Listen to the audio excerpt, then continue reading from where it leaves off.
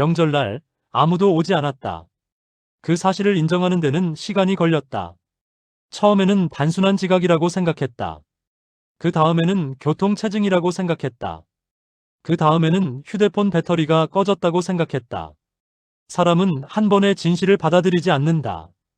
특히 그 진실이 자신이 기다리는 사람과 관련되어 있을 때는 더 그렇다. 나는 그날 하루 동안 같은 식탁을 10번도 넘게 바라봤다.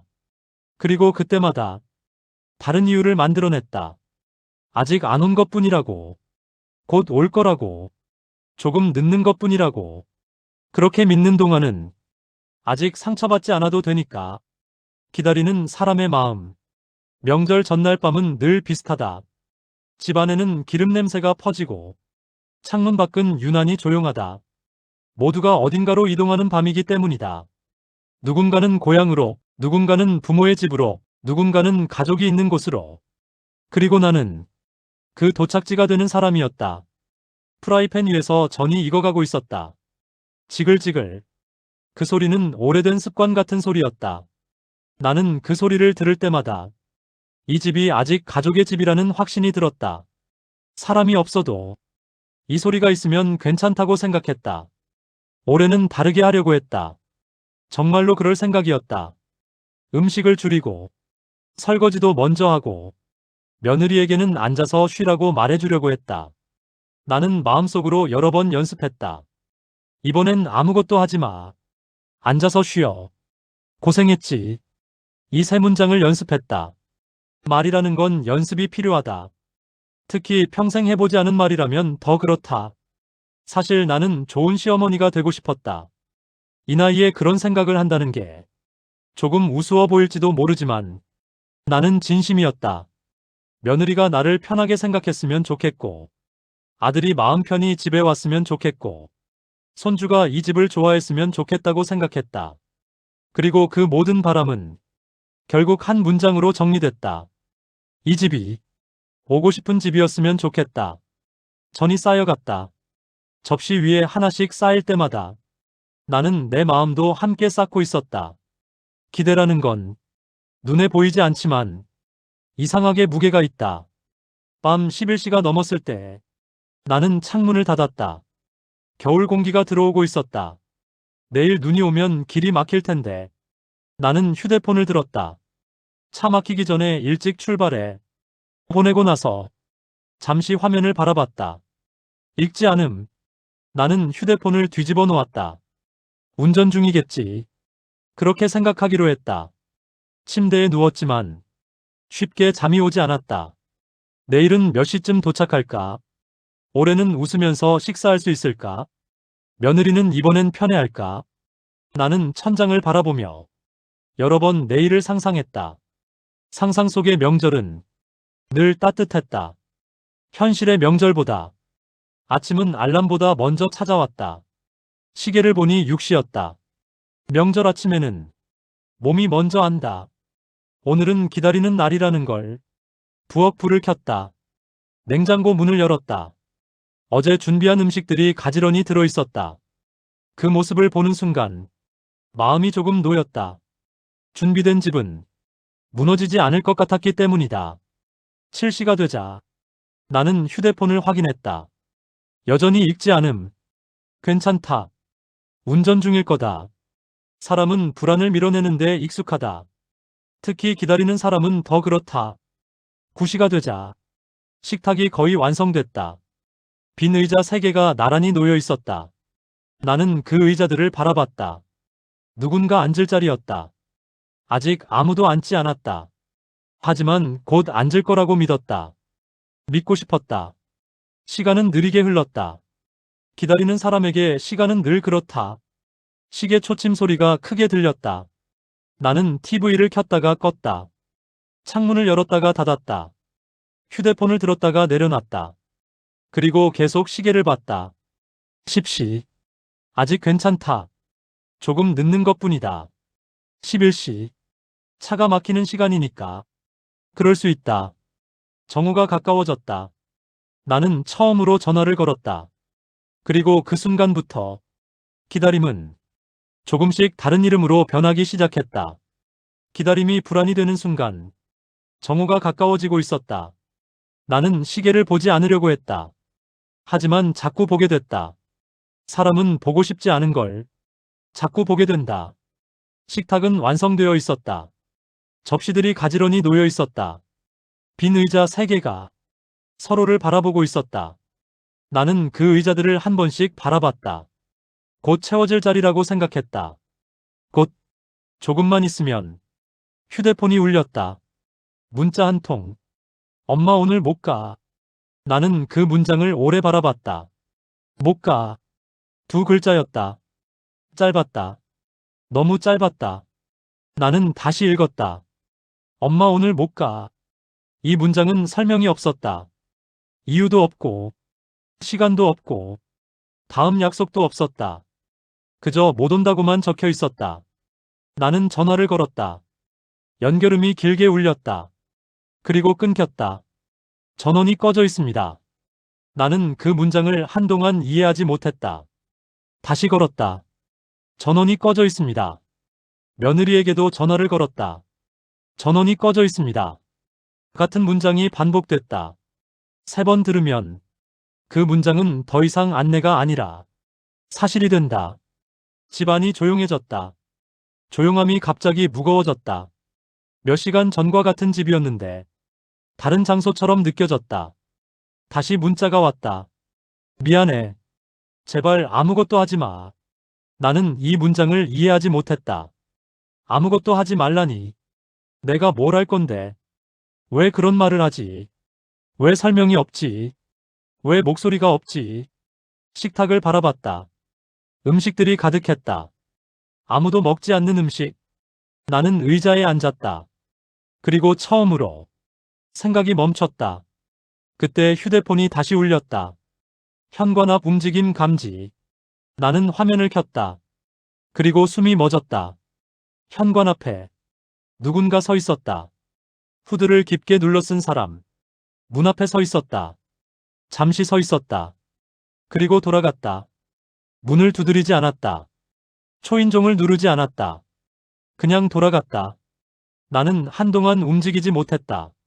안 온다고 했는데. 그럼 저 사람은 누구지? 왜 돌아갔지? 왜 문을 두드리지 않았지? 심장이 빠르게 뛰기 시작했다. 나는 현관문을 열었다. 찬 공기가 얼굴을 때렸다. 현관 옆에 종이봉투 하나가 놓여 있었다.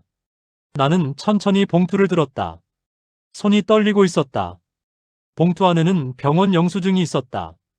그리고 짧은 메모. 어머님 죄송해요. 오늘은 못 가요.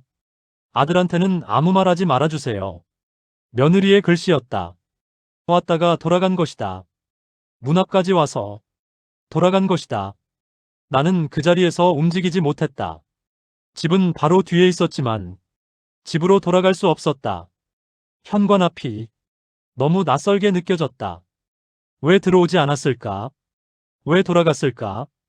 왜 아들한테 말하지 말라고 했을까? 질문이 하나씩 생겼다. 답은 하나도 없었다. 그 순간부터 기다림은 불안이라는 이름으로 바뀌었다. 의심이 자라는 시간. 집 안으로 들어왔지만 집이 낯설게 느껴졌다. 몇 시간 전까지 따뜻했던 집이 이제는 비어있는 건물 같았다. 나는 식탁 앞에 서 있었다. 음식들은 그대로였다. 조금 전까지는 누군가를 기다리는 음식이었는데 이제는 이유를 묻는 음식이 되어 있었다. 나는 의자에 앉았다. 그리고 처음으로 며느리를 떠올렸다. 마지막으로 봤던 표정이 기억났다. 웃고 있었지만 눈은 웃지 않았던 표정.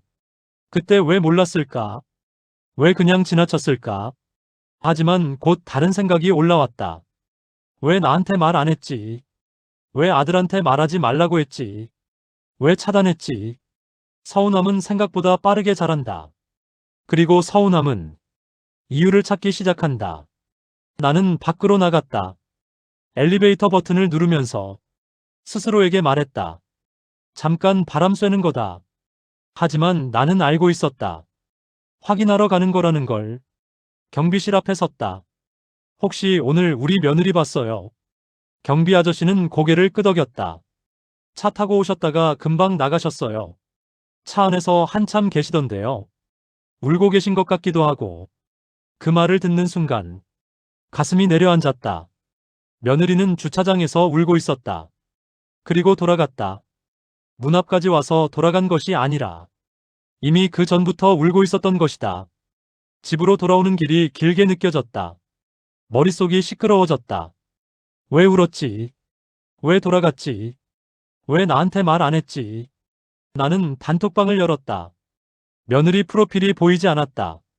차단. 그 순간 마음이 굳어졌다. 아, 이 집이 싫구나.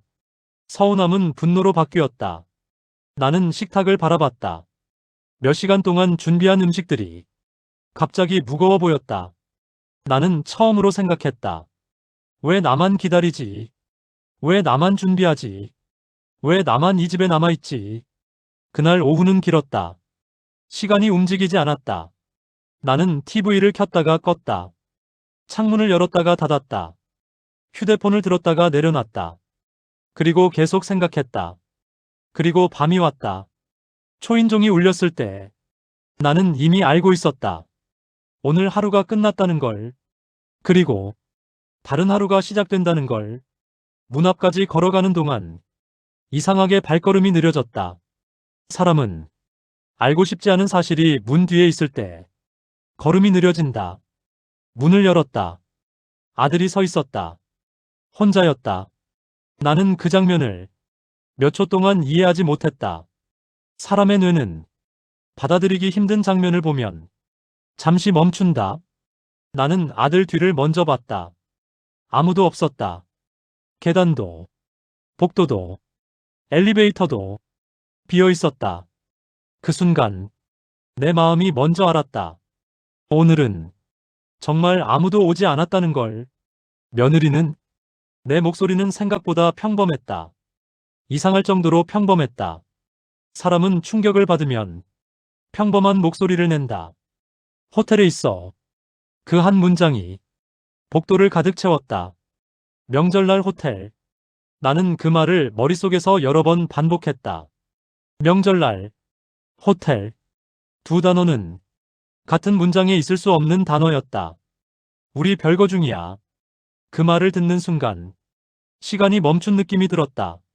아니, 시간이 멈춘 게 아니라 내가 시간에서 잠깐 밀려난 느낌이었다. 나는 아무 말도 하지 못했다. 머릿속이 텅 비었다. 분노도, 충격도, 슬픔도 아직 도착하지 않았다. 감정이 늦게 도착하고 있었다. 내가 막았어. 오늘 여기까지 데려왔어. 내가 돌려보냈어. 그 순간 CCTV 속 코드가 떠올랐다.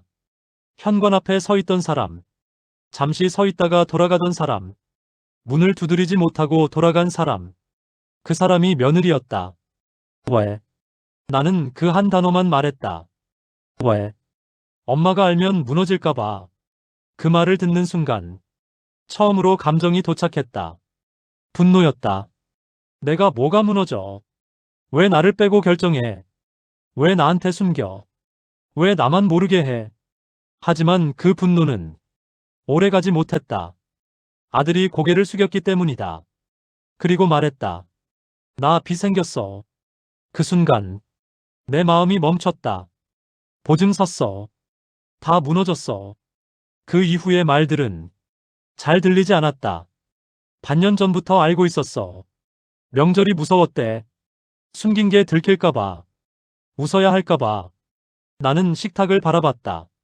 가득 차 있었다. 하지만 아무도 없었다. 그 장면이 갑자기 낯설게 느껴졌다. 나는 그 순간 처음으로 생각했다. 혹시 이 집이 편하지 않은 집이었을까? 그날 밤 나는 식탁을 치우지 않았다. 치울 수 없었다. 밤은 길었다. 집은 조용했다. 아들은 거실 바닥에 앉아 있었다. 나는 식탁 앞 의자에 앉아 있었다. 우리는 서로를 보지 않았다. 같은 집에 있었지만 각자 다른 생각을 하고 있었다. 나는 밤새 한 가지 질문만 반복했다. 언제부터였을까? 언제부터 이 집이 오기 힘든 집이 되었을까? 잠들지 못한 밤, 돌아온 기억들. 그날 밤은 시간이 앞으로 가지 않았다. 시계는 움직였지만 밤은 멈춰 있었다. 아들은 거실 바닥에 앉아 있었다. 나는 식탁 의자에 앉아 있었다. 우리는 같은 집에 있었지만 서로 다른 밤을 보내고 있었다. 나는 식탁을 바라보고 있었다. 전이 식어 있었다. 기름이 굳어 있었다. 몇 시간 전까지 따뜻했던 음식이 차갑게 굳어 있었다. 이상하게도 그 모습이 마음에 오래 남았다. 나는 그때 처음으로 생각했다. 오늘 하루가 아니라 몇 년이 식어버린 건 아닐까? 나는 기억을 떠올리기 시작했다. 기억은 밤이 깊어지면 찾아온다. 낮에는 바빠서 떠올리지 못했던 것들이 밤에는 조용히 문을 두드린다. 젊었을 때의 내가 떠올랐다. 처음 명절을 맞던 해. 낯선 집, 낯선 부엌, 낯선 냄새, 낯선 사람들, 그리고 낯선 역할, 며느리. 그때 나는 무슨 말을 해야 하는지 몰랐다. 언제 웃어야 하는지 몰랐다. 언제 앉아야 하는지 몰랐다. 언제 쉬어도 되는지 몰랐다. 그래서 계속 서 있었다. 누가 앉으라고 말해줄 때까지. 아무도 말해주지 않았다. 그래서 계속 서 있었다. 명절 하루가 끝날 때까지. 나는 그때 생각했다. 이 시간이 지나면 나는 절대 이렇게 하지 않겠다고. 그런데 사람은 자신이 싫어했던 것을 그대로 닮아간다. 시간이 지나면 그게 자연스러운 줄 알게 된다. 나는 그날 밤 처음으로 인정했다. 나는 좋은 시어머니가 되고 싶었던 게 아니라 좋은 시어머니처럼 보이고 싶었던 것 같았다. 그 차이는 생각보다 컸다. 나는 계속 기억을 떠올렸다. 명절이 끝난 뒤 혼자 집으로 돌아오던 길, 지하철 창문에 비친 내 얼굴, 웃고 있었지만 지쳐 있었던 얼굴, 그 얼굴을 보며 이상하게 눈물이 났던 밤, 그 얼굴이 며느리 얼굴과 겹쳐졌다. 나는 처음으로 이해했다. 며느리가 우리 집에 들어오지 못한 이유를, 문 앞에서 돌아간 이유를, 차 안에서 울고 있었던 이유를, 이 집이 편하지 않았던 것이다. 그 사실을 인정하는데 오랜 시간이 걸렸다. 사람은 자신이 만든 공간이 누군가에게 불편했다는 걸 쉽게 인정하지 못한다. 나는 식탁을 바라봤다. 이 식탁은 누군가를 위한 식탁이었을까? 아니면 내 마음을 위한 식탁이었을까? 밤이 깊어졌다. 아들은 어느 순간 소파에 기대 잠이 들었다. 나는 여전히 잠들지 못했다. 창문 밖이 조금씩 밝아지고 있었다. 밤이 끝나고 있었다. 그리고 나는 알았다. 오늘은 어제와 다른 하루가 될 거라는 걸. 아침이 오면 무언가를 해야 한다는 걸. 처음으로 내가 먼저 움직여야 한다는 걸. 나는 자리에서 일어났다. 그리고 아들을 깨웠다. 오늘 며느리 보러 가자. 다시 만나는 사람들. 아침 공기가 차가웠다. 밤을 새운 사람에게 아침 공기는 늘 낯설다. 세상이 아무 일도 없었던 것처럼 다시 시작하는 느낌이 들기 때문이다. 하지만 내 안에서는 아직 밤이 끝나지 않았다. 호텔 로비는 조용했다. 사람들은 각자의 여행 가방을 끌고 지나가고 있었다. 누군가는 여행을 떠나고 누군가는 여행을 마치고 돌아가고 있었다. 그리고 나는 여행이 아니라 사람을 만나러 왔다. 창가 쪽에 며느리가 앉아 있었다. 밤새 잠을 못 잔 얼굴이었다. 눈이 부어 있었다. 손은 가만히 모아져 있었다. 그 모습이 낯설지 않았다. 예전에 많이 봤던 모습이었다. 거울 속 내 얼굴이었다. 며느리가 자리에서 일어났다. 죄송합니다. 그 한마디가 공기 속에서 오래 머물렀다. 나는 고개를 저었다. 그 말 하지 마라. 그 말은 너무 익숙한 말이었다. 그리고 너무 오래된 말이었다. 나도 수없이 했던 말이었다. 우리는 잠시 아무 말도 하지 않았다. 그 짧은 침묵이 몇 년처럼 길게 느껴졌다. 나는 며느리를 바라봤다. 그리고 조용히 말했다. 나도 명절 싫어했다. 며느리의 눈이 흔들렸다. 놀란 표정이었다. 아마 그 말을 예상하지 못했을 것이다. 나도 며느리였거든. 명절 전날 밤마다 잠 못 자고 준비했어. 웃어야 했고, 괜찮은 척해야 했고, 힘들다는 말은 하지 못했어. 나는 잠시 숨을 고르고 말했다. 그때 나는 생각했어. 나는 절대 이렇게 하지 말아야지. 그 말을 하는 순간 목이 막혔다. 나는 잠시 말을 멈췄다. 그리고 겨우 말을 이었다. 근데 나도 똑같이 했더라. 며느리의 눈에서 눈물이 떨어졌다. 나는 그 눈물을 보며 알았다. 이건 사과를 기다리는 눈물이라는 걸. 미안하다. 나는 그 말을 천천히 말했다. 처음으로 며느리에게 하는 말이었다. 나는 말을 이어갔다. 나는 좋은 시어머니가 되고 싶었는데 좋은 시어머니처럼 보이고 싶었던 것 같아. 그 차이를 이제 알았다. 며느리가 울기 시작했다. 말없이 울고 있었다. 나는 그 모습을 조용히 바라봤다. 그 눈물은 나를 향한 눈물이 아니었다. 오랫동안 참아온 시간의 눈물이었다. 나는 천천히 말했다. 오늘부터 명절 없다. 며느리가 고개를 들었다. 놀란 얼굴이었다. 나는 다시 말했다. 명절 없다. 대신 가족 살리자. 나는 휴대폰을 꺼냈다. 가족 단톡방을 열었다. 친척들의 메시지가 쌓여 있었다. 왜 안 오냐? 어디냐? 무슨 일이냐? 나는 사진 한 장을 올렸다. 가득 차 있던 식탁 사진. 그리고 짧은 문장을 적었다. 오늘은 모이지 않습니다. 대신 우리 가족을 살립니다. 전송 버튼을 누르는 순간 이상하게 마음이 가벼워졌다. 처음으로 체면보다 사람이 먼저였다. 며느리가 조용히 말했다. 어머님, 저 다시 가도 될까요? 나는 웃으며 대답했다. 돌아오는 거다. 명절날 아무도 오지 않았던 집은 그날 이후 처음으로 돌아올 집이 되었다.